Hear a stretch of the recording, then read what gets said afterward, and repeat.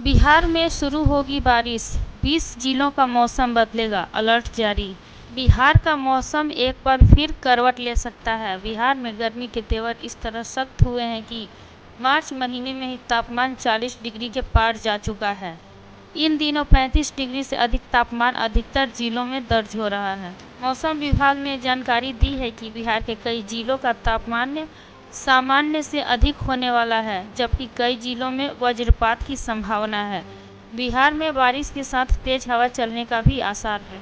266 kilometre की रफ्तार से आ रही तबाही होगा जलजला, खत्म हो जाएगा सब कुछ। पूरे विश्व पर दबदबा मचाने वाले अमेरिका के लोग तबाही की संकट से गुजर रहे हैं।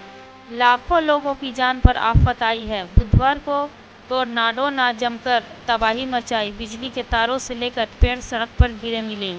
पहली बार झारखंड और बिहार के लिए शुरू हो रही हेलीकॉप्टर सेवा।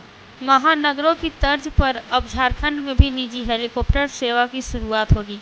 खास बात यह है कि इसका संचालन भी राज्य के युवा और उत्साही उद्यमी करेंगे। इसका दायरा झारखंड समेत पड़ोसी बिहार में होगा। इन दोनों राज्यों के किसी भी स्थान के लिए सीधे रांची से हेलीकॉप्टर बुक किया जा सकेगा। भूमि सुधार मंत्री ने किया सावधान, दाखिल खारिज में आवेदक। बिहार में चल रहे भूमि सर्वेक्षण के बीच जमीनों के दाखिल खारिज में होने वाली देरी को लेकर अधिकारियों पर अब नकेल कसने की बड़ी तैयारी की गई है। राजस्व एवं भूमि सुधार विभाग के मंत्री संजय सरावगी द्वारा अपर मुख्य सचिव तथा सचिव की मौजूदगी में विभागीय समीक्षा की बैठक की गई। बिहार में झमाझम बारिश की चेतावनी, तेज हवा भी देगी दस्तक, तापमान में आई गिरावट। बिहार में मौसम ने एक बार फिर करवट ली। राज्य के तापमान में 2 से 3 डिग्री की गिरावट दर्ज की गई। राजधानी पटना में इसका असर दिखा है। आज 3 अप्रैल को भी राज्य के पश्चिमी इलाके में बारिश और तेज हवा की चेतावनी दी गई।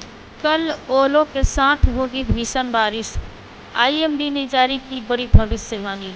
भारत के मौसम विभाग ने अगले कुछ दिनों के लिए देश के कई हिस्सों में तेज बारिश, हवाओं और ओले पड़ने की चेतावनी जारी की है। खासकर मध्य भारत और दक्षिण भारत में 5 अप्रैल तक मौसम का मिजाज बिगड़ा रहेगा और मौसम अपना उग्र रूप है। पटना जंक्शन पर 5 प्लेटफॉर्म का टर्मिनल हुआ भूमि पूजन। लोकल ट्रेन का वहीं से होगा संचालन।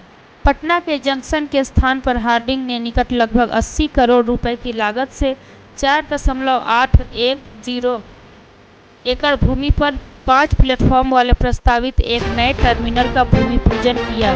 इस टर्मिनल से पैसेंजर ट्रेनों का संचालन किया जाएगा। जंक्शन से पूर्व और पश्चिम की दिशा में चलने वाली पैसेंजर ट्रेनों का संचालन अब इस नए टर्मिनल से किया जाएगा। रोज कमोबेश लगभग 60,000 से अधिक स्थानीय यात्रियों को इस सुविधा का लाभ मिलेगा। लैंड रोटेशन को लेकर सरकार सख्त, इन अवसरों पर गिरेगी गाज, अंचलों की बनी लिस्ट। राजस्व एवं भूमि सुधार विभाग की समीक्षा बैठक में विभागीय मंत्री संजय सरावगी ने सबसे खराब प्रदर्शन करने वाले अधिकारियों पर कार्रवाई का आदेश दिया। बुधवार को हुई समीक्षा बैठक में विभाग के अपर मुख्य सचिव दीपक कुमार सिंह तथा सचिव जय सिंह भी मौजूद रहे।